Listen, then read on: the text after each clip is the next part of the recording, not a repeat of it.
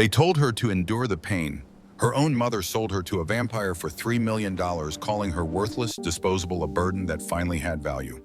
But when Lucian Ravencroft discovered Serafina carried blood rarer than diamonds, everything changed.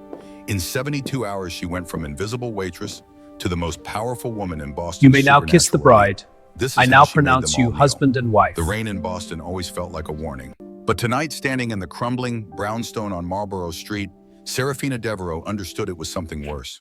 It was a funeral dirge, the kind that plays when everything you thought you knew turns to ash. The grandfather clock in the hallway struck 9. Each chime echoed through the empty rooms like a countdown. Tick, tock, time's up. Sarah stood in front of the full-length mirror in what used to be her childhood bedroom. The reflection staring back was a stranger. White silk clung to her frame, a vintage gown her mother had selected with all the care one gives to gift wrapping. Beautiful on the surface, meant to disguise what was really inside. A sacrifice. The dress was Vera Wang, modified with lace sleeves to hide the trembling. Sarah's hands shook no matter how hard she clenched them. Her fingers were raw from scrubbing tables at the diner. Her nails, bitten short from anxiety, looked obscene against the delicate fabric. She didn't belong in this dress. She didn't belong in this life. But then again, when had she ever belonged anywhere? Stop fidgeting. The voice cut through the room like a blade. Cold. Sharp. Vivian Devereaux stood by the vanity, adjusting diamond earrings that cost more than Sarah's yearly wages. Vivian was 48, but could pass for 35. Botox, fillers, personal trainers, everything money could buy. Money that should have been gone. Money that should have disappeared with her husband 8 months ago. But Vivian looked wealthier than ever. Her dress was Chanel, black and severe. Her hair, freshly colored platinum blonde, was swept into a chignon that probably cost $500 at that salon on Newbury Street, the one Sarah had walked past 1,000 times but never entered. "You look like a frightened child," Vivian said. Her lips, painted blood red, barely moved. "Lucian hates children." Sarah's throat tightened. "I am frightened, Mother." "Don't call me that." The words hit like a slap. Vivian turned, and for a moment their eyes met in the mirror. Green eyes. They both had them. The same shade as New England moss. It was the only thing they shared. Everything else about Vivian was ice. Precision, cruelty wrapped in Hermes scarves, and false sympathy. "You'll call me Vivian from now on," her mother said. "We're no longer family. We're business partners. And this," she gestured to the dress, to Sarah, to the farce of a wedding, "this is a transaction."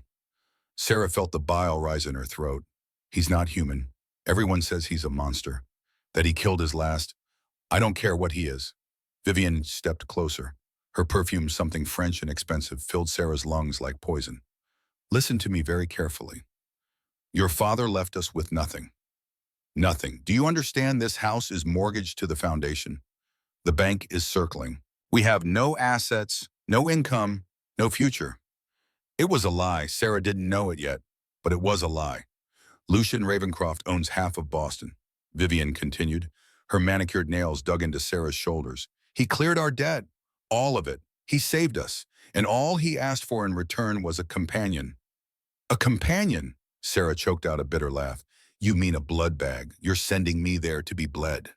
Vivian's expression didn't soften. There was no motherly warmth, no tearful goodbye, just cold calculation. The look of a woman who had survived bankruptcy by selling the only asset she had left. Her daughter. "Then bleed," Vivian said. The words hung in the air like a death sentence. "Just endure the pain, Serafina. It will hurt for a moment, and then you'll be the queen of Boston's night court. You'll have jewelry, cars, immortality if you play your cards right. Is that not worth a little suffering?" Sarah looked into her mother's eyes, searching, desperately searching for a shred of regret, a flicker of love, anything human.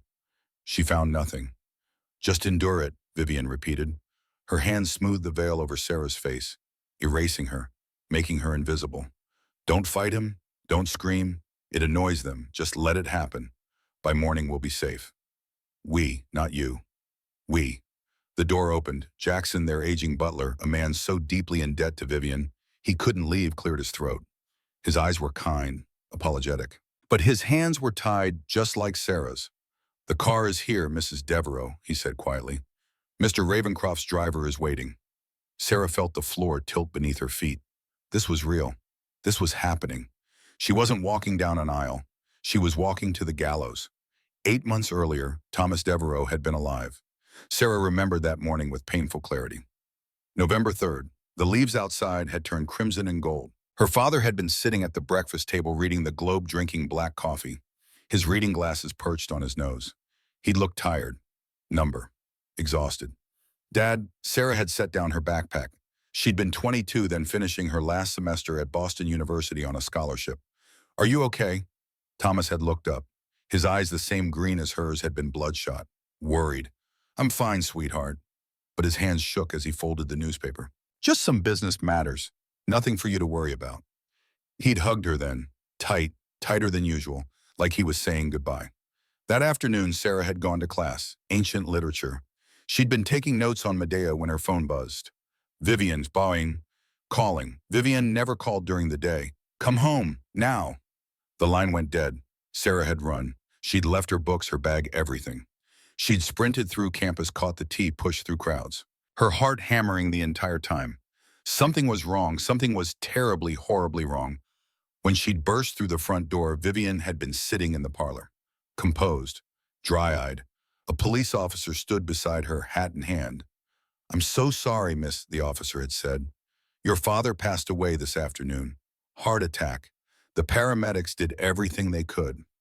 Heart attack. Thomas Devereaux, 52 years old, healthy, no history of heart disease. No warning signs. Just gone. Sarah had collapsed. The world had tilted and spun and shattered. Her father, her only ally in this cold house. The man who'd read her bedtime stories, who taught her to be kind even when the world wasn't kind back. Dead, and Vivian had sat there like a statue. Perfect posture, perfect hair, not a tear in sight.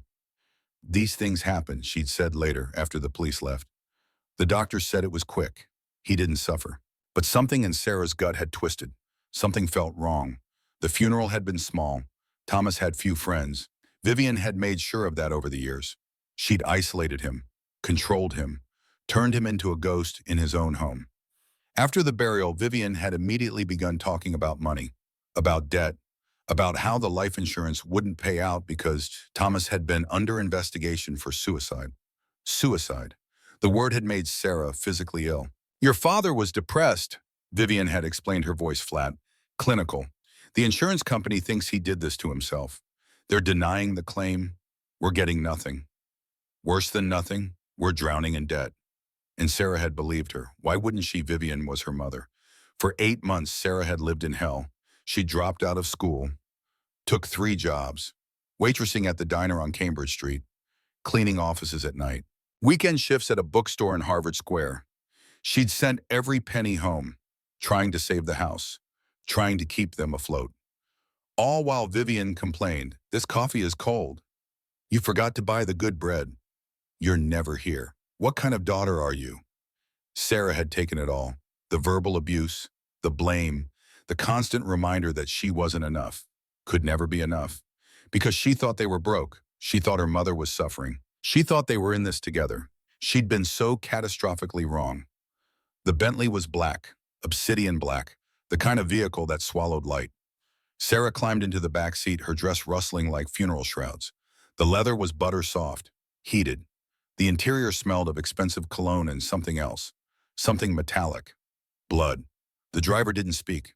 He wore a black suit, sunglasses despite the darkness. His hands on the wheel were steady, inhuman. They pulled away from Marlborough Street. Sarah watched the brownstone disappear in the rearview mirror.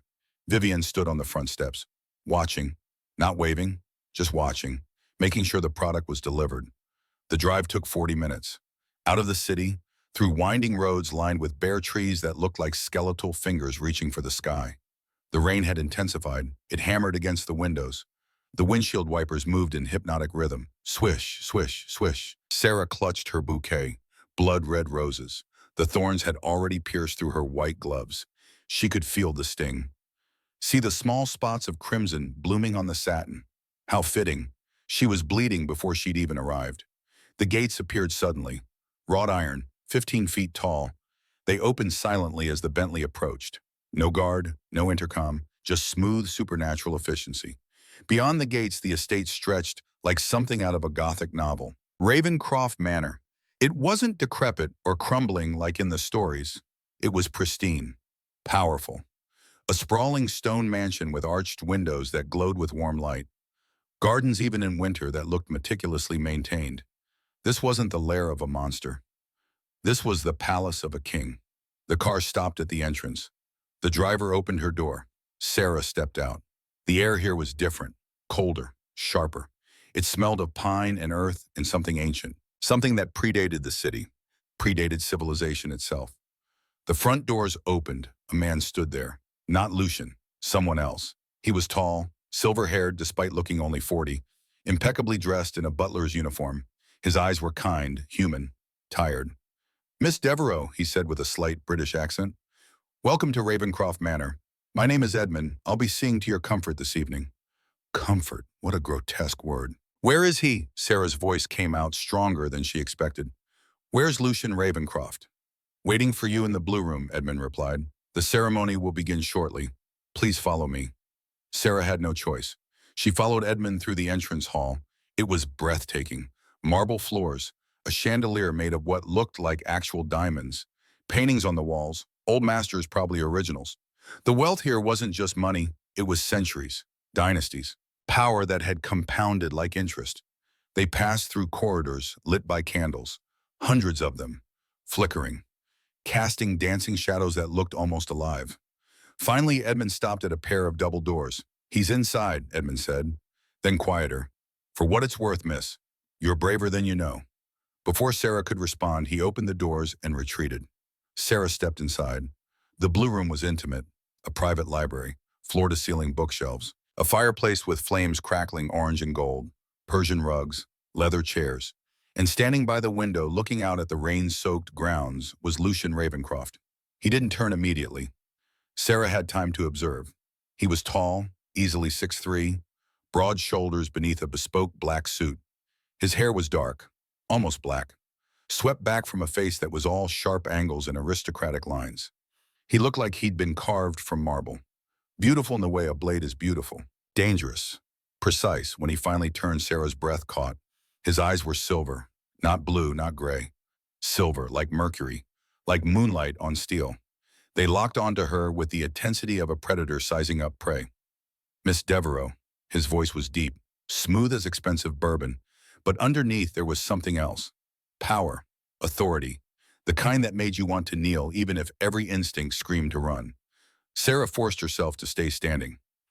"Mr. Ravencroft?" A judge entered from a side door. Judge Cornelius Harrington. Sarah recognized him from the news. He looked terrified. Sweat beaded on his forehead despite the cool room. His hands trembled as he opened a leather-bound book.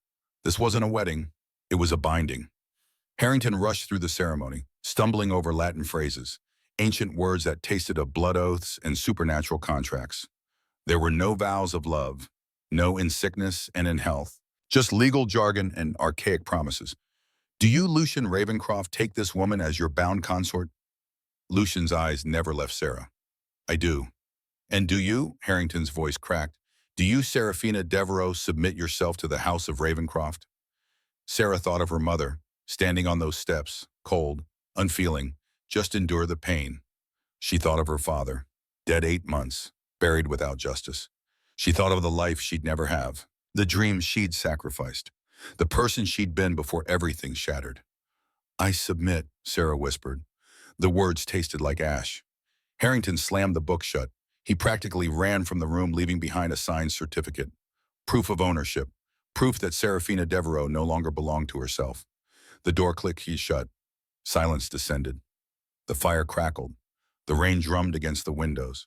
Sarah stood frozen in the center of the room, waiting. Waiting for the attack. Waiting for the pain. Waiting for the fangs.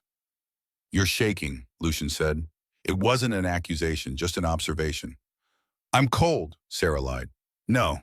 He stepped closer. "You're terrified." Sarah flinched. Lucian stopped immediately, his brow furrowed, not in anger, in something else. Confusion, concern. He began to circle her, slowly, like a shark, inspecting, assessing. "They dressed you in white," he mused. His voice drifted around her. Symbolic, innocence, purity, a blank canvas for the blood. Sarah squeezed her eyes shut. "Please," she whispered, "just get it over with." "Get what over with?" "The feeding, the claiming, Whatever you call it. She looked up at him. Tears blurred her vision. My mother said to endure the pain, so I'm ready. Just do it. Lucian stared at her. For a long moment, the cold mask slipped. Something flickered in those silver eyes, confusion, then anger, not at her, at something else, someone else. Your mother, he repeated slowly, each word deliberate, told you to endure the pain. Yes. He let out a short, dark laugh, bitter, laced with fury. He turned away, gripping the back of a leather chair so hard the material creaked. Come with me, he said abruptly. Where? To the bridal suite. It's time we discuss the reality of your situation. Sarah followed him up the grand staircase. Her legs felt like lead. This was it, the bedroom, the privacy. The moment when the facade ended and the horror began. The bridal suite was enormous. A four-poster bed dominated the space. Black silk sheets, candles everywhere, fresh flowers, lilies, white lilies, funeral flowers.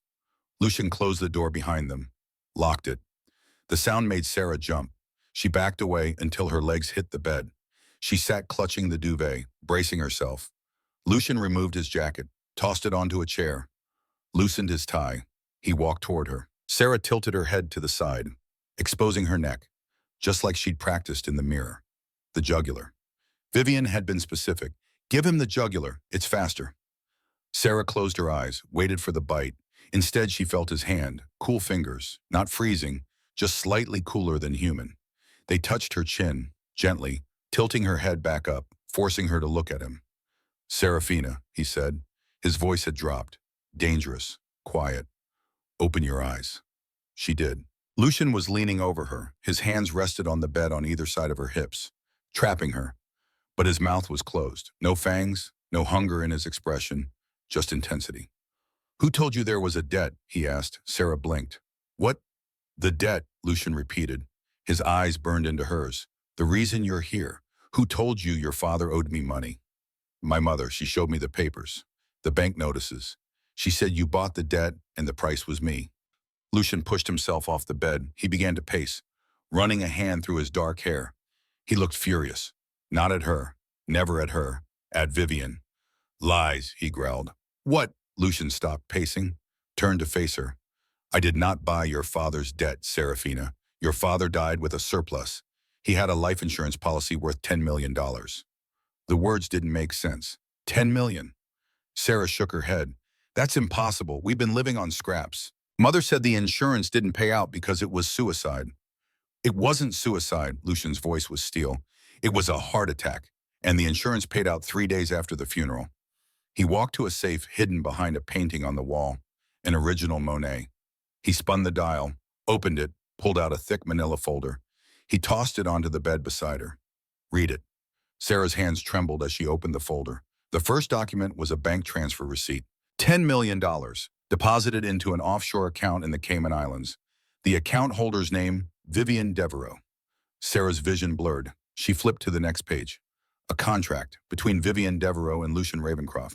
In exchange for an additional sum of $3 million and entry into the Knight Council Society, Vivian Devereaux agrees to transfer guardianship and ownership of her daughter Serafina Devereaux to Lucian Ravencroft for the purpose of blood binding. The word swam. Ownership. Transfer. $3 million. Additional. She sold me, Sarah whispered. The room tilted. The floor seemed to fall away. She didn't save me. She sold me. She didn't just sell you, Lucian said. He crouched down, eye level with her. She negotiated. I originally offered $1.5 million. She said you were young and compliant and worth at least $3 million. The scream built in Sarah's chest, but it wouldn't come out. She felt sick, dizzy, all those months, all those laws, the exhaustion, the verbal abuse, the guilt. And Vivian had been rich. She'd stolen Sarah's inheritance, then sold Sarah to double her fortune. Why? Sarah looked at Lucian. Tears finally spilled over. Why did you agree to it? If you're not a monster, why did you buy a person? Lucian's expression darkened. Because if I didn't buy you, Darius would have. Sarah froze. Darius? My brother, Lucian said, his jaw tightened, and he has been exiled from the High Council for what he does to his brides. If your mother had taken you to him, you wouldn't be sitting here. You'd be dead by sunrise. He stood, offered her a handkerchief from his pocket. I bought you to keep you out of the market, Serafina. I have no intention of biting you. I have no intention of forcing myself on you in any way. He walked to the door. You'll sleep in the bed. I'll sleep in the study. Tomorrow we start planning. Planning what? Sarah's voice was small, broken. Lucian turned back. For the first time, a dangerous smile curved his lips. Not cruel, not monstrous. The smile of an avenging angel. Your mother told you to endure the pain, he said quietly. I think it's time we return the favor. We're going to make Vivian Devereaux suffer. Morning came too soon. Sarah woke with a gasp. Her hand flew to her neck. Smooth skin, no puncture marks, no blood. She sat up. The bridal suite was empty. Sunlight filtered through the heavy curtains, painting stripes across the black silk sheets. She'd survived. The realization hit her like a wave. She'd survived the night. Lucian hadn't touched her, hadn't hurt her. He'd given her the truth instead, the horrible, devastating truth. Sarah swung her legs out of bed. On the vanity where she'd expected a note of dismissal, there was instead a black credit card. Titanium, heavy, and a single handwritten note in elegant script. Buy something that looks like revenge. Breakfast is at 9. Sarah dressed quickly in the clothes she'd arrived in. They felt like a costume from a past life. She made her way downstairs following the scent of coffee and something else. Bacon, actual food. She found Lucian in the sunroom, a glass-walled space filled with ferns and orchids. He sat at a small wrought iron table reading the Wall Street Journal. A delicate porcelain cup sat beside him. I thought vampires burned in the sun, Sarah said, stepping into the room. Lucian didn't look up. A myth we perpetuate to keep the tourists away from our beaches. Sit. Sarah sat. A woman appeared. Not Edmund. Someone new. Older. 60s. British accent. Perfectly pressed uniform. Good morning, dear, the woman said warmly. I'm Mrs. Beatrice Whitmore. I manage the household. What would you like for breakfast? The kindness in her voice nearly broke Sarah. Just toast, please. Nonsense. You're skin and bones. I'll bring you the full spread. Mrs. Whitmore disappeared. Sarah stared at the table, at Lucian, at his cup. The liquid inside wasn't coffee. It was thick, crimson. The scent of iron hung in the air. So, Sarah started. Her voice shook slightly, but gained strength. What's the plan? How do we make her suffer? Lucian folded his newspaper, set it down. He looked impeccable, rested, dangerous. Your mother craves two things, he said. Status and validation. She sold you to get into the Night Council, the inner circle of Boston's elite, supernatural and human alliances. She wants to be Queen Bee. And you're going to stop her? No. Lucian smiled, that razor-sharp expression. I'm going to let her in, and you are going to humiliate her. I don't know how to do that. I'm just Sarah. I'm the girl who couldn't even pay her own tuition. Not anymore. Lucian leaned forward. You are now the matriarch of the Ravencroft estate. You have access to resources your mother could only dream of. The council's induction gala is in 3 weeks. Vivian will be there, expecting to see a broken, traumatized girl she can pity in public to gain sympathy. He paused. If you walk in there with your head down, she wins. If you walk in there looking like you own the place, in her you destroy her narrative. Sarah's heart hammered. 3 weeks. She had 3 weeks to transform from victim to queen. Then we'd better get started, she said.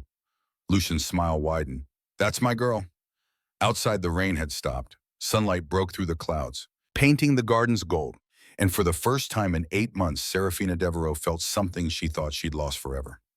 Hope.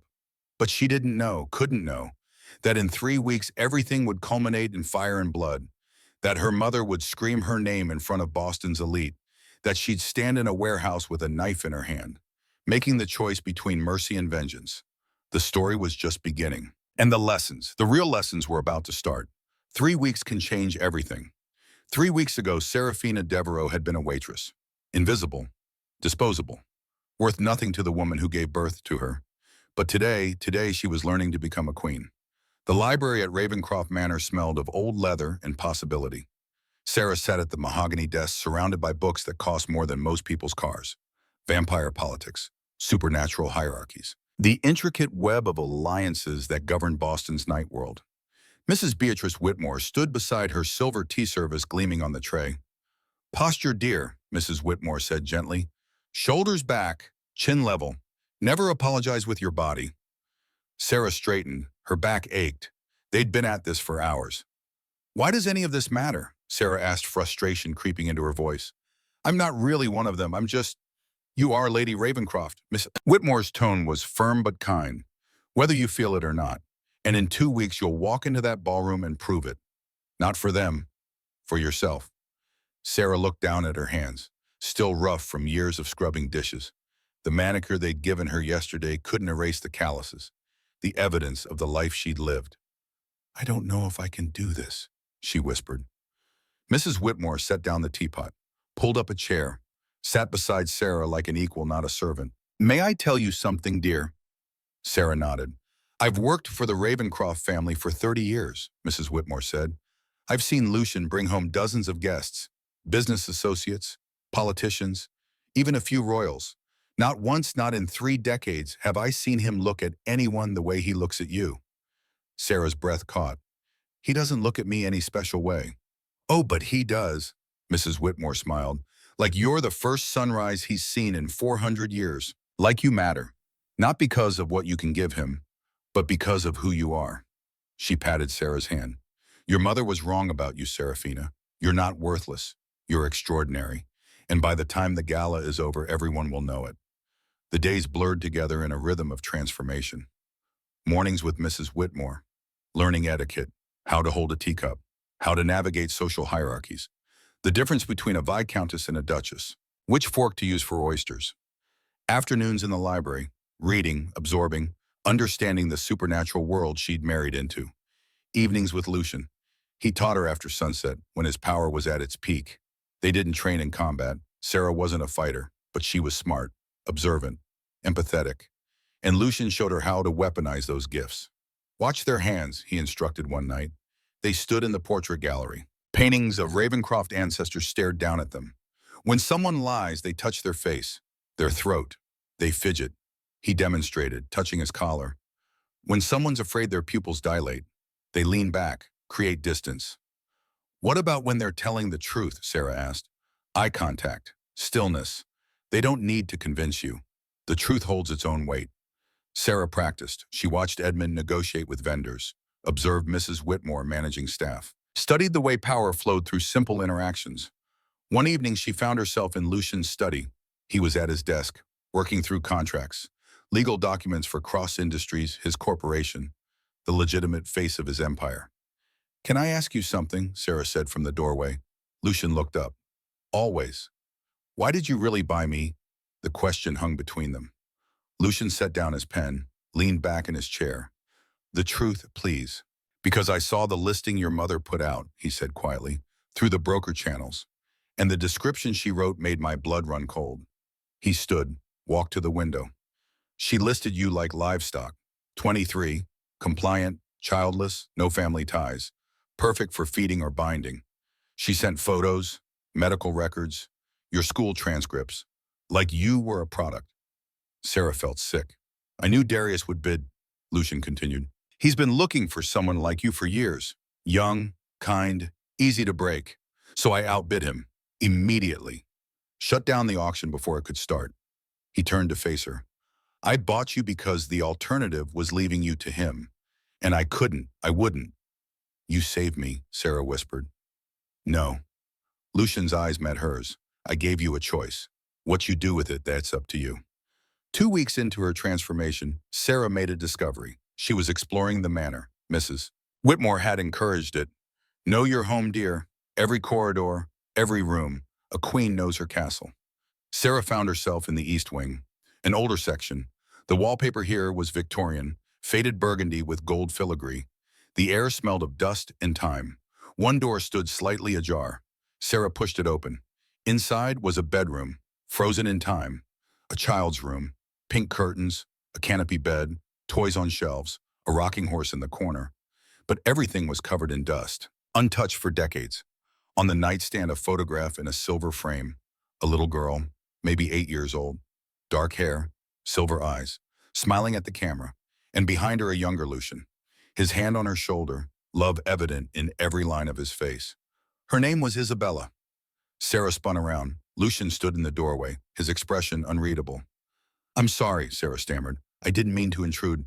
It's your home now. You can go anywhere." He stepped into the room, looked around like he was seeing ghosts. "She was my daughter, 200 years ago." Sarah's heart clenched. What happened to her scarlet fever? Lucian's voice was hollow. I could survive plagues, wars, centuries of death, but I couldn't save her. She was human. Her mother was human, and I watched them both die within a year of each other. He picked up the photograph, traced the frame with his thumb. I swore after that I'd never care for another mortal. It's too painful. They burn so bright, then they're gone. He set the photo down, looked at Sarah. But then you arrived, and you reminded me what it feels like to want to protect someone, not because you own them, but because they matter. Sarah stepped closer. I'm sorry you lost them. So am I. They stood together in that frozen room, two people drowning in grief, finding air in each other. Lucian cleared his throat, stepped back. The vulnerability shuddered behind his mask. The gala is in 1 week. We should finalize your wardrobe. But as he left, Sarah saw it, the crack in his armor, and she understood something crucial. Lucian Ravencroft wasn't just a vampire king. He was a man who'd learned to survive by not feeling, and she was teaching him to feel again. Week 3 arrived like a storm. The day before the gala, Edmund delivered a message. Mr. Darius Ravencroft is here to see you, sir. He's waiting in the rose garden. Lucian's expression darkened immediately. Tell him I'm not available. He says it's urgent, regarding council business. Lucian exchanged a glance with Sarah. Stay inside, he commanded. But Sarah followed anyway, keeping to the shadows of the veranda, where she could see but not be seen. Darius stood among the roses, looking entirely out of place, like a wolf in a flower shop. He looked like a distorted mirror image of Lucian. Where Lucian was polished marble, Darius was jagged obsidian, same height, same build. But everything about him was wrong. His hair was longer, unkempt, his clothes expensive but disheveled, a leather jacket over a torn designer shirt, and his eyes, silver like Lucian's, but fevered, hungry, wild. What do you want? Lucian's voice carried across the garden. Just checking on my dear brother, Darius said. His smile was all teeth. Making sure domestic life suits you. I heard you've been playing house with Vivian's little pet. She has a name. Does she? Darius plucked a rose, crushed it in his fist. Petals fell like blood drops. I've been doing some research, Lucian, about your bride. Did you know she was supposed to be mine? Sarah's blood turned to ice. Vivian came to me first, Darius continued, 8 months ago, right after Thomas died. She needed money. Fast. She offered me Seraphina. $2 million. I was prepared to pay it. Then why didn't you? Because someone leaked the auction to the council. Suddenly there were rules. Oversight. Magistrate Greystone got involved. Said all transactions had to go through official channels. Darius's eyes glittered with malice. You did that. Didn't you, brother? You tipped them off. So you could swoop in and steal my prize.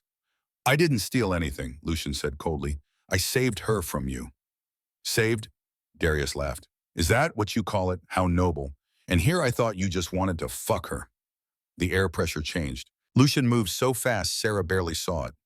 One moment standing 5 feet away. The next he had Darius by the throat, lifted off the ground. Speak about her again. Lucian's voice was death itself, and I will end you, brother or not. Darius wheezed, but he was still smiling. There it is, he gasped. Proof you care about her, which means I can hurt you through her. Lucian dropped him. Darius landed on his feet, straightened his jacket. See you at the gala, brother. I'm looking forward to meeting your bride, properly. He left. Lucian stood alone in the garden, fists clenched, Shimar sweating. Sarah stepped out from the shadows. He's going to try something, she said. Yes. At the gala. Yes. Then we need to be ready. Lucian looked at her. You're not afraid? I'm terrified, Sarah admitted, but I'm more angry than afraid. And anger. Anger I can use. The night of the gala arrived. Sarah stood in front of the mirror in her bedroom. But the reflection staring back wasn't the girl from 3 weeks ago. The dress was crimson. Blood-red Valentino, strapless, form-fitting through the bodice, then flowing into a train that looked like liquid rubies. Mrs. Whitmore had helped her into it, zipped it with careful hands. You look like a queen, Mrs. Whitmore whispered. Around Sarah's neck, the Ravencroft diamonds, a choker of stones so clear they looked like frozen tears, each one worth more than the brownstone on Marlborough Street. Her hair swept up, elegant, severe, makeup subtle but devastating. Red lips, smoky eyes. She looked powerful. She looked expensive. She looked nothing like the girl Vivian had sold. A knock at the door. Lucian entered. He stopped, stared. Serafina, just her name, but the way he said it, like a prayer, like a curse. He was in a tuxedo, black on black, perfect lines, but it was his eyes that held her. Silver and burning. You're magnificent.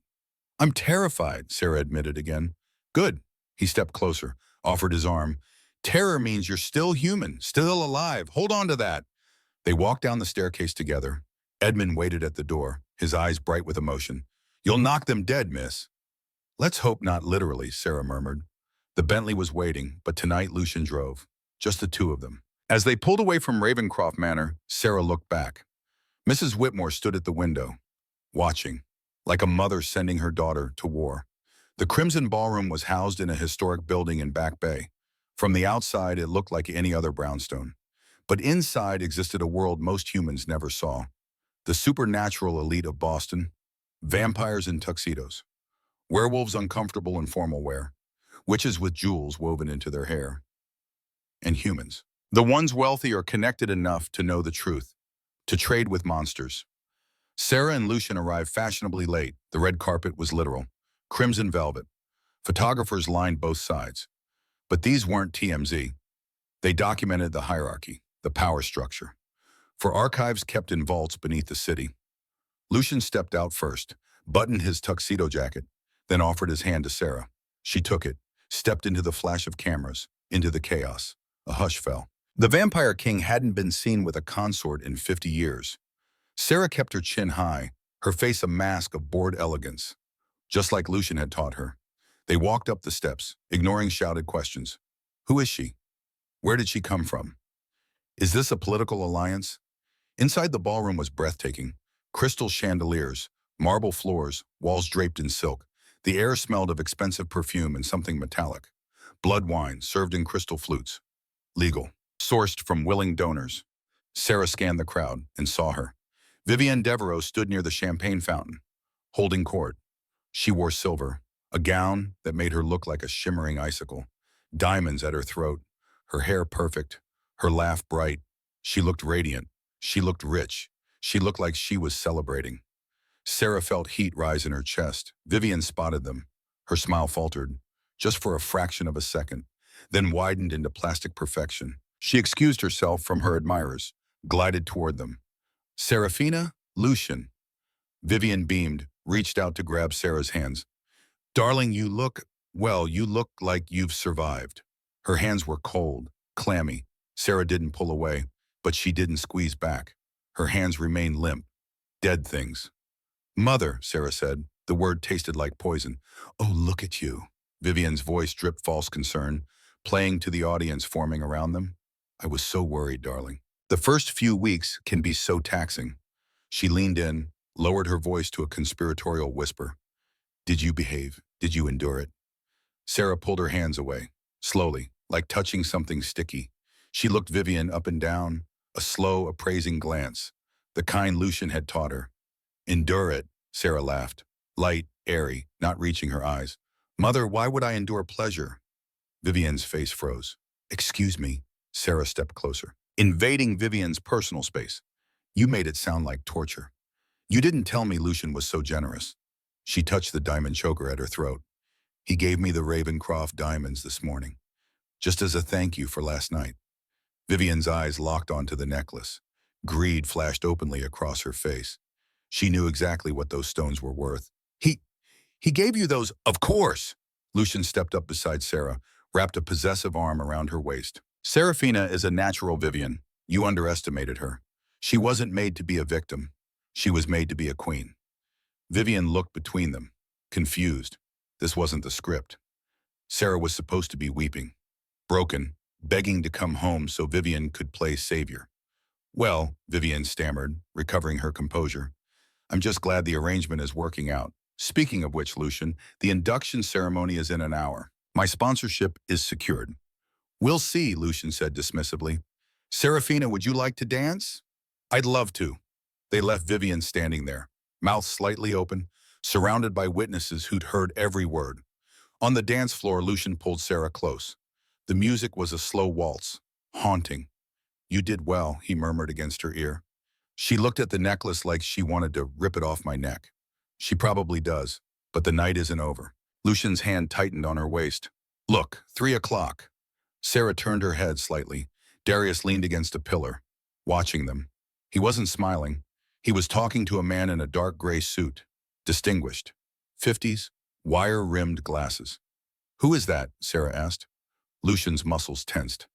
Dr. Cassius Thorne, the finest toxicologist in the supernatural world, and the man who signed your father's death certificate.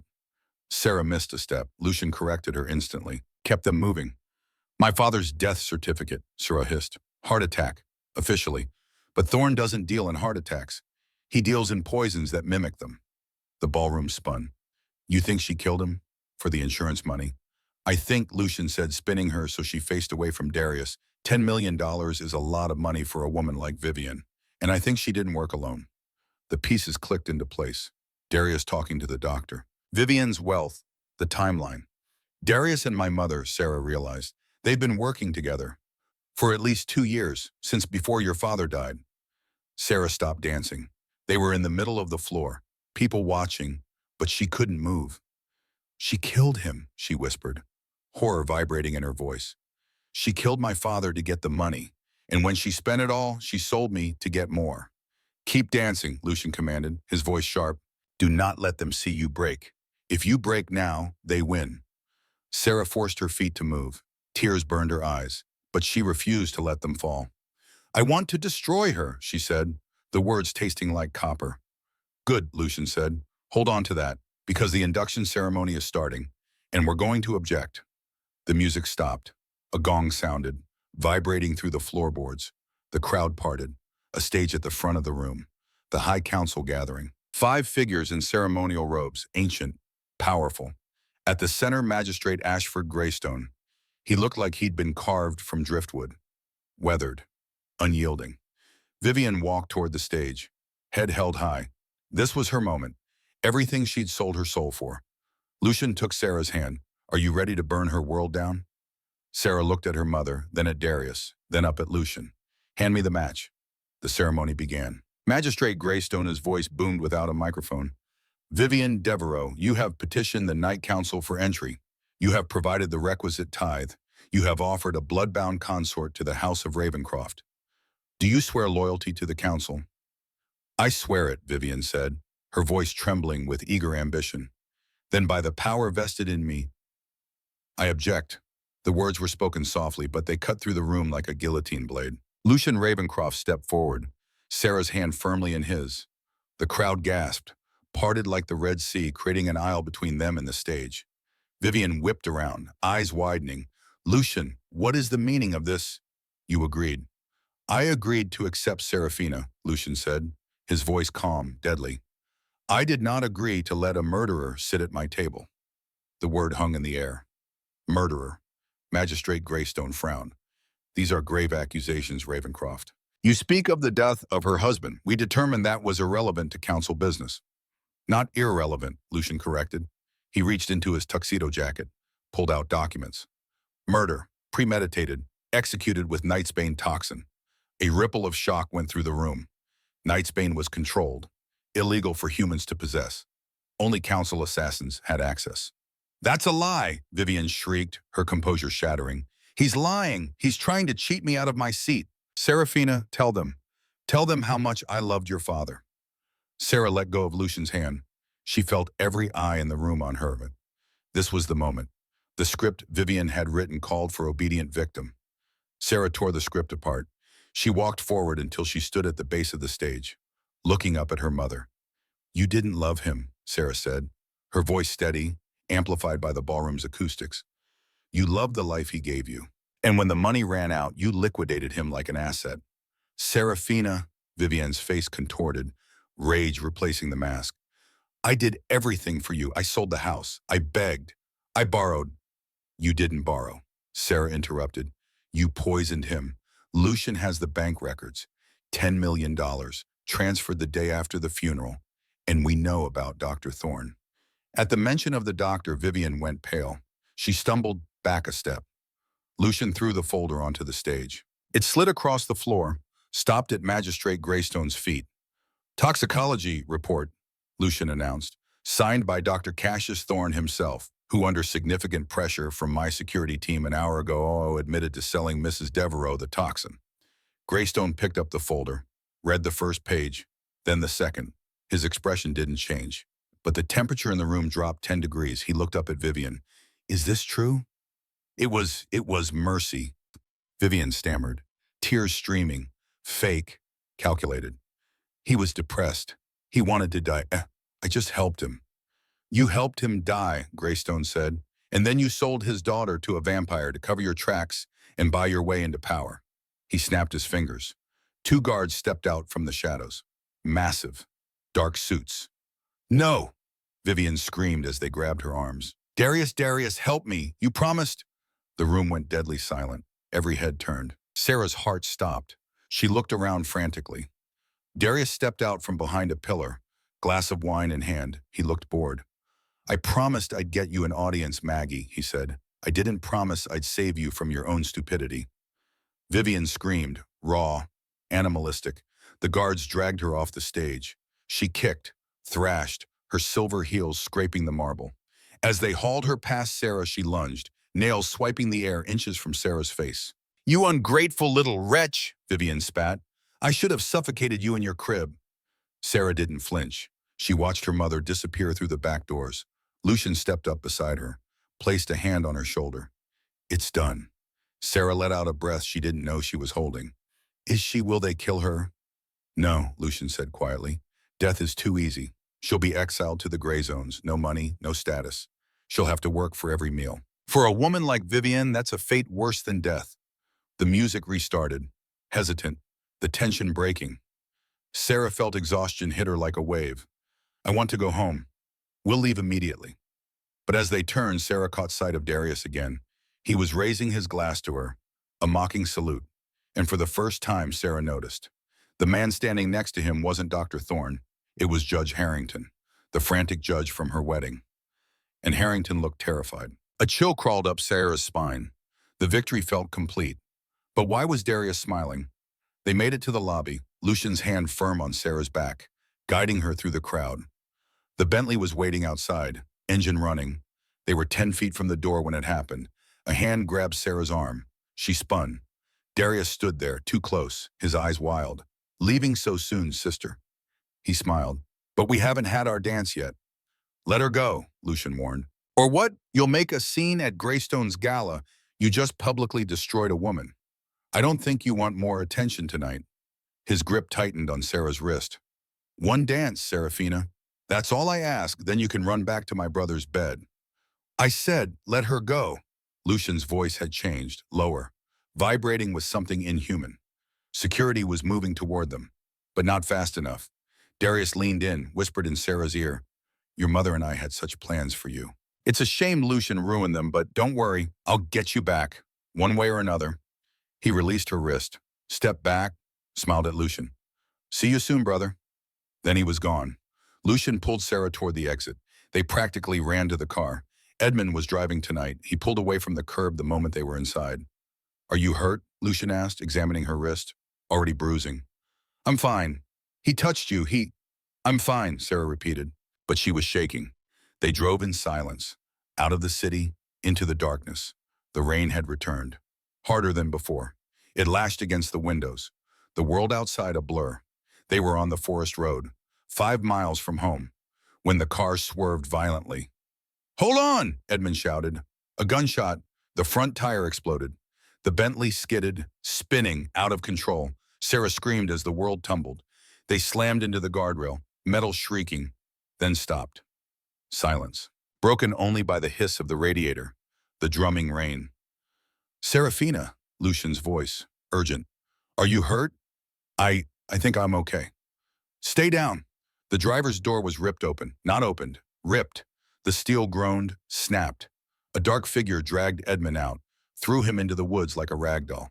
Come out, brother, Darius's voice roared over the storm. Let's finish what we started 200 years ago. Lucian looked at Sarah. Lock the doors. Do not open them for anyone but me. Lucian, don't. He was gone. Sarah scrambled to the window, wiping condensation. Outside in the headlights of the wrecked car, she saw them. Lucian and Darius collided with the force of freight trains. It wasn't a human fight. It was supernatural speed. Strength. Trees splintered where they landed. The pavement cracked under their boots. Darius was laughing. He fought dirty, a silver chain wrapped around his fist. He struck Lucian across the face. The silver burning, smoking. Lucian roared, grabbed Darius by the throat, slammed him into the hood of the car. Metal buckled. You think you've won because you got rid of the old hag? Darius spat, blood running down his chin. She was just a distraction. I needed you at the gala so my men could prep. Prep what? The house is rigged, but I didn't want the house. I wanted the girl. A shattering sound behind Sarah. She spun. The rear window exploded inward. A gloved hand reached in. Unlocking the door, two men in tactical gear dragged her out before she could scream. Lucian, Sarah shrieked, kicking, clawing. She raked her nails across one man's face, drawing blood. Lucian turned, eyes widening in horror. Serafina. He let go of Darius, lunged toward her. That was his mistake. Darius produced a stake, jagged, electrified steel, drove it into Lucian's back. Lucian crumpled to his knees, a cry of agony tearing from his throat, electricity surging through him, paralyzing. He reached out a hand towards Sarah, fingers clawing at wet asphalt. No, Sarah screamed. Let him go. Leave him alone. Darius walked over to Lucian, panting. He kicked Lucian in the ribs, flipping him over. Lucian groaned, his healing factor fighting the current, but he couldn't move. Take her, Darius ordered the mercenaries. Where, one asked, struggling to hold Sarah. To the warehouse. It's time the new Mrs. Ravencroft learned what a real wedding night looks like. He leaned down to Lucian's ear. Don't worry, brother. I won't kill her. I'm just going to break her. And when she's begging for death, I'll send her back to you. I will kill you, Lucian whispered, blood bubbling past his lips. You'll try, Darius said. He turned to the men. Knock her out. She's too loud. One mercenary raised the butt of his rifle. Sarah saw the blow coming. She saw Lucian's desperate, burning eyes. I'm sorry, she mouthed. Then darkness took her. And the last thing she heard was Lucian screaming her name. Into the rain, into the night, into the void. Consciousness returned with the smell of rust and damp earth. Serafina Devereaux opened her eyes. The world swam into focus. Gray concrete, high broken windows, dawn light filtering through in weak watery streams. Her head throbbed, a bass drum of pain keeping time with her pulse. She was seated in a wooden chair, her wrists bound behind her with zip ties that bit into skin, her ankles secured to the chair legs. The crimson gown from the gala was torn. Dirty, the Ravencroft diamonds gone from her throat, stripped of everything again. The space around her was cavernous, an abandoned warehouse. Rusted machinery lurked in corners like sleeping beasts. The floor was stained with things Sarah didn't want to identify. She tested the bindings, tight, professional. Fear crawled up her spine like frost. Finally, the voice echoed from the shadows. Darius emerged, dragging a metal stool. He sat directly in front of her, close enough that his knees almost touched hers. He'd cleaned the blood from his face, but the bruise where Lucian had struck him was darkening to violent purple. His eyes glittered with fever, with madness. I was beginning to think the mercenary hit you too hard, Darius said. Brain damage is so unattractive. Sarah's throat felt like sandpaper. Where is he? Lucian, Darius smirked, pulled out a silver cigarette case. Rotting on the side of Route 99. The electric stake I used fried his nervous system. Even an ancient needs hours to recover. By the time he can move a finger, I'll have finished with you. He lit a cigarette. The flame illuminated the madness in his eyes. You're lying, Sarah whispered. He's alive. He's coming. Oh, he's alive. For now, but coming. Darius blew smoke into her face. Sweetheart, he can't even crawl. Sarah's heart hammered. She forced herself to breathe, to think. Lucian had taught her. 3 weeks of lessons. Watch their hands. When someone lies, they fidget. Darius's hand was steady, holding the cigarette with practiced ease. He was telling the truth. Lucian was paralyzed, helpless. She was alone. Why are you doing this? Sarah asked, keeping her voice level, steady. Is it just jealousy? Do you want his title, his money? Darius laughed, stood, began to pace. Titles are boring. Money is easy. He gestured with the cigarette. No, Serafina. It's about taking. Lucian has always been the good son, the moral one, the one who protects the cattle instead of eating them. He stopped, leaned down, close enough that she could smell the tobacco and something underneath. Something sour, sick. I want to show him that everything he loves can be broken. And you, He touched her cheek with cold fingers. You are the perfect weapon. He cares about you. I smelled it on him. He didn't just buy you, he respects you. That makes you valuable. Darius walked to a workbench, covered in tools, hammers, pliers, knives. He picked up a long, thin blade, tested the edge against his thumb. We're going to play a game, he said. I'm going to make a cut for every year Lucian has been king. Let's see how many you can take before you beg me to turn you. Sarah's mind raced. She thought of Mrs. Whitmore. Never apologize with your body, she thought of Lucian. The truth holds its own weight. She looked past Darius, to the left, near a pile of rotting crates. A shadow moved, too deliberate to be a rat. Someone was there. Sarah needed to buy time. You hate him that much, she asked. After 200 years? Darius turned back, surprised. You want to talk now? I want to understand. Sarah kept her eyes on his. Why you're willing to destroy your own brother? Something flickered across Darius's face. Pain, buried deep, ancient. He took everything from me, Darius said, his voice dropping. 200 years ago, I loved a woman. Elena. She was human, beautiful, kind, and Lucian killed her. Sarah blinked. He told me he lost a daughter. He never mentioned. Of course he didn't. Darius's laugh was bitter, broken. Elena was accused of being a spy, working for the vampire hunters. Lucian was on the council. He voted to execute her. I begged him, pleaded, told him she was innocent. He didn't listen. He walked to the window, stared out at the gray dawn. They burned her alive. I watched. And when I tried to stop it, Lucian held me back, said it was for the greater good. For a moment, Sarah saw it. The man beneath the monster. Someone who'd loved, lost, broken. I'm sorry, she said quietly. Don't. Darius's voice hardened. Don't pity me. I don't want pity. I want revenge. And you're how I get it. He turned back, the blade gleaming. Let's start with that pretty face. He raised the knife. Sarah squeezed her eyes shut, braced herself. Crash. The skylight above them shattered. A blur of darkness plummeted from the ceiling, landing in a crouch between Sarah and Darius. The concrete floor cracked under the impact. Dust billowed. Impossible, Darius whispered. Lucian Ravencroft slowly rose from the crouch. He looked terrifying. His tuxedo was shredded, his shirt stained with mud and black blood, his skin pale as death, veins pulsing black beneath his eyes. He didn't look like a gentleman anymore. He looked like a predator that had crawled out of hell. I told you. Lucian's voice was a guttural growl that seemed to vibrate the very foundations of the building. I will kill you. Darius stumbled back, dropping the knife. You should be paralyzed. I fed, Lucian said simply. He didn't elaborate, but the fresh blood staining his lips told the story. He'd done what was necessary. Drained someone or something to heal.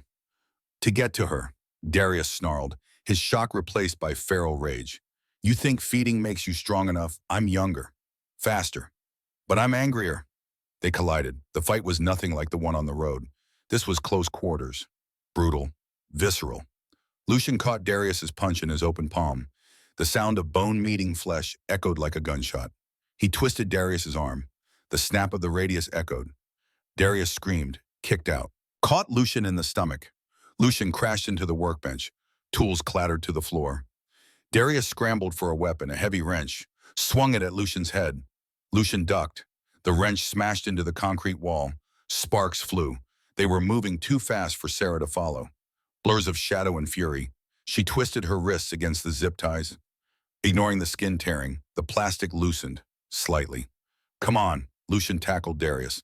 They crashed through a wooden partition, rolled into the open space. A tangle of limbs and teeth. Darius was younger, faster. But Lucian was fighting with the desperation of a man who'd already lost everything once. He wouldn't lose her. But Darius had one more trick. As Lucian pinned him, Darius reached into his boot, pulled out a remote detonator. Get off me, Darius screamed, his thumb hovering over the button. Or I blow the support pillars. The whole roof comes down. She dies too. Lucian froze, his hand around Darius's throat, claws digging in, but he didn't squeeze. He looked at Sarah, bound in the chair 20 feet away. Let me go, Darius wheezed, blood-tinged grin spreading across his face. Let me walk out, and I don't bury your bride. Lucian's shoulders slumped. He began to lift his hand from Darius's throat. Number. Sarah's wrists finally popped free. The zip tie snapped. She didn't hesitate, didn't think. She grabbed the knife Darius had dropped. The one meant for her face. Lucian ducked. Lucian dropped flat without looking. Sarah threw the knife. She'd never thrown a knife in her life. But adrenaline is a powerful teacher. The blade tumbled through the air. It didn't hit Darius in the heart or the head. It slammed into his hand, the hand holding the detonator. Darius shrieked. The detonator clattered across the floor, sliding out of reach.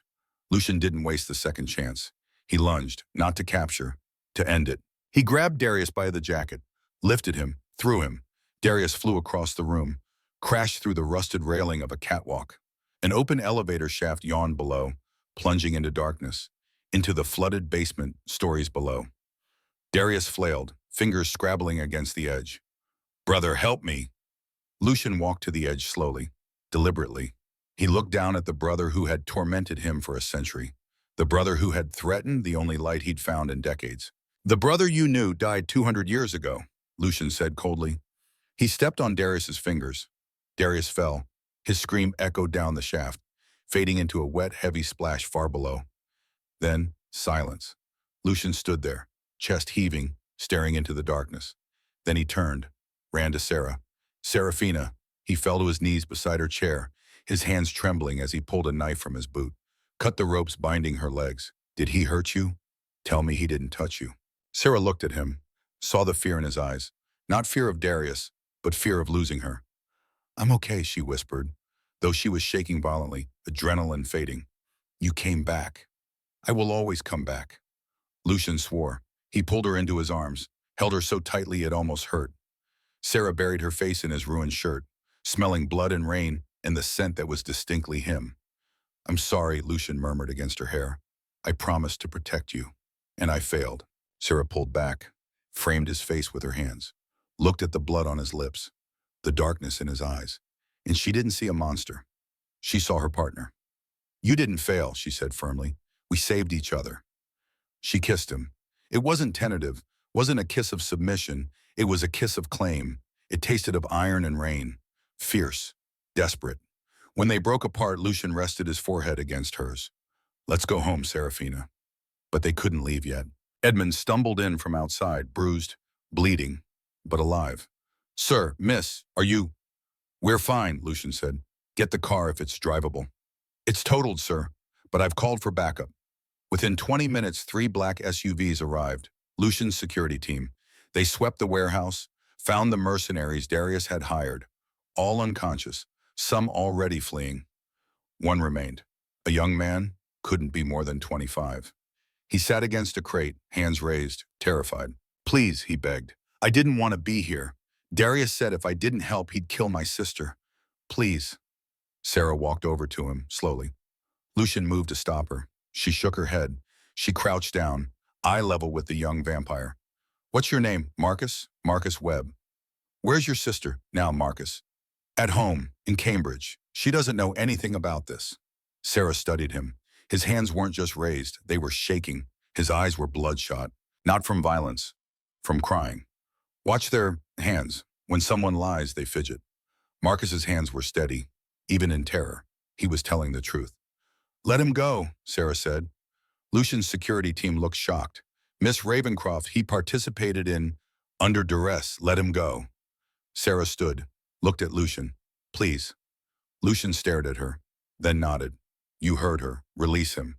Marcus scrambled to his feet. "Thank you. Thank you. Go home," Sarah said gently. "Protect your sister, and stay away from men like Darius." Marcus ran. Lucian pulled Sarah aside. "That was a risk." "I know, but kindness is my power. My father taught me that. I won't let Darius or my mother take it away." Lucian's expression softened. He touched her cheek. "You're extraordinary. I'm learning." They found Darius's body 3 hours later, at the bottom of the elevator shaft, neck broken. But that wasn't what killed him. Dr. Thorne was brought in by Lucian's team. He examined the corpse, looked up with wide eyes. "He was dying," Thorne said. "Blood disease, rare, incurable. He had maybe 3 weeks left." Sarah stepped forward. "What kind of blood disease?" "Thanatos syndrome. It attacks vampire blood cells, makes them unable to process feeding. Essentially, he was starving to death from the inside." Lucian's jaw clenched. "How long did he have it?" Based on the progression, at least 6 months. He knew he was dying, which is why Thorne pulled out a syringe from Darius's jacket.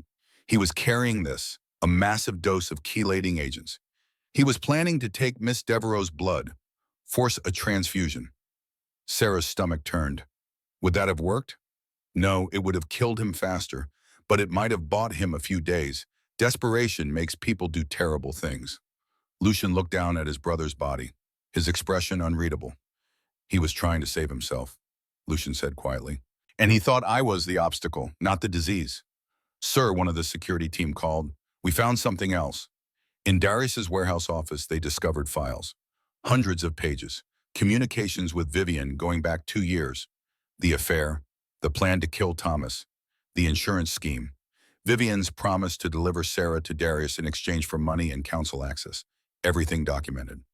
She didn't just betray you once, Lucian said, reading through the papers. She was selling you to him piece by piece for months. Sarah took the files, held them. Evidence, proof, ammunition. Good, she said. We'll need these. 5 weeks after the wedding. Tuesday morning. Blackstone Correctional was not a place of redemption. It was a place of forgetting. Built into the side of a mountain in western Massachusetts. Gray stone, no windows. Guards who were all former military. Enhanced humans who could handle supernatural inmates. Sarah arrived alone. Lucian had offered to come. She'd refused.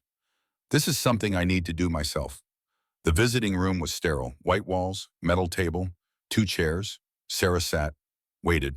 The door opened. Vivian shuffled in. She looked nothing like the woman from the gala. The platinum hair was gone, grown out to show gray roots. No makeup, prison jumpsuit in institutional orange, her hands cuffed in front, but her eyes still held that calculating gleam. Serafina, Vivian's voice cracked.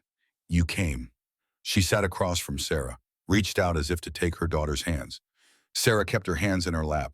I came to tell you something, and I wanted to see your face when I said it. Vivian's expression shifted, from false hope to dawning horror. You taught me to endure pain, Sarah continued. You sold me, betrayed me, killed my father, all for money and status. You told me I was worthless, that suffering was my only value. Sarah leaned forward. But you were wrong. I wasn't made to endure. I was made to conquer. And I have. I'm Lady Ravencroft now. I sit on the Night Council. I run Cross Industries alongside Lucian. I've taken your $10 million and turned it into the Devereaux Foundation. We help abused victims escape their families. Vivian's face went white. You took my money. It was never your money, it was my father's. And now it's doing what he would have wanted, saving people from monsters. Sarah stood. You'll spend the next 40 years here, with nothing. No status, no money, no power, just the memory of what you lost. She walked to the door, knocked for the guard. Serafina, wait. Vivian lunged forward. The cuffs clanged against the table. You can't just leave me here. I'm your mother. Sarah turned back. One last look. No, you were the woman who gave birth to me. But Mrs. Whitmore is my mother now, and Lucian is my family. She smiled. Cold, final. You're just a cautionary tale. The door opened. The guard gestured. Serafina, please, I'm sorry, I love you. Sarah walked out. The door slammed shut, cutting off Vivian's screams. That evening, the Night Council held an emergency session. Magistrate Greystone presided. The 5 council members sat in judgment, but this time Sarah sat with them, not as a witness, as a member. By unanimous vote, Greystone announced to the gathered assembly, Serafina Ravencroft is hereby granted a seat on the Night Council, representing the House of Ravencroft alongside her husband. Applause rippled through the chamber. Not everyone was happy, but no one dared object. After the ceremony, Lord Ashford approached. The werewolf alpha, gruff, intimidating. You did good, kid, he said, taking down your own mother. That takes guts. It takes justice, Sarah corrected. Ashford grinned. You're going to fit in just fine here. In the lobby, Lucian was waiting, leaning against the wall. How do you feel, he asked. Free. 1 year after the wedding. Spring. Ravencroft Manor in spring was a different place. The gardens bloomed. Cherry blossoms drifted on the breeze. The windows were open, letting in sunlight and birdsong. The Devereaux Foundation Gala was tonight. Boston's elite, human and supernatural, all gathered to celebrate the Foundation's success. 27 women and 43 children rescued from abusive situations. 3 shelters operational, a 4th under construction. Sarah stood at the podium, 6 months pregnant now, glowing in a midnight blue gown that accommodated her growing belly. Lucian sat in the front row, next to Mrs. Whitmore, Edmund, the council members, all there to support her. "Thank you all for coming," Sarah began, her voice strong, clear. "A year ago I was told I was worthless, that my only value was in what I could endure, what I could suffer, what I could survive." She paused, let the words settle. "But I learned something. Survival isn't victory. Transformation is. Every woman in our shelters tonight was told the same lie, that they had to endure, accept, submit." Sarah touched her necklace. Not the Ravencroft rubies tonight, a simple silver locket, inside a photo of her father, Thomas Devereux, smiling. "My father taught me that kindness is power, that we don't have to become monsters to fight them. We just have to be braver than we think possible." Applause began to ripple. "So tonight we celebrate, not survival, but victory, not endurance, but conquest. And we promise every woman out there still suffering, you are not worthless. You are priceless. And we will fight for you." The room erupted. Standing ovation, tears, hope. Sarah stepped down from the podium. Lucian was there, helping her, always there. "You were magnificent," he whispered. "We were magnificent." That night as they drove home, Sarah looked out the window, at the city lights, at Boston spreading below them like a constellation. Somewhere in western Massachusetts, Vivian sat in a cell, alone, forgotten. Somewhere in a grave, Thomas Devereux rested, his name restored, his legacy honored. And here, in this car, in this moment, Seraphina Ravencroft carried the future. She thought about this girl who'd stood in that brownstone, wearing white, shaking, and she smiled, because that girl was gone. In her place stood a queen, a mother, a force of nature. They'd told her to endure the pain. She'd learned to conquer it instead.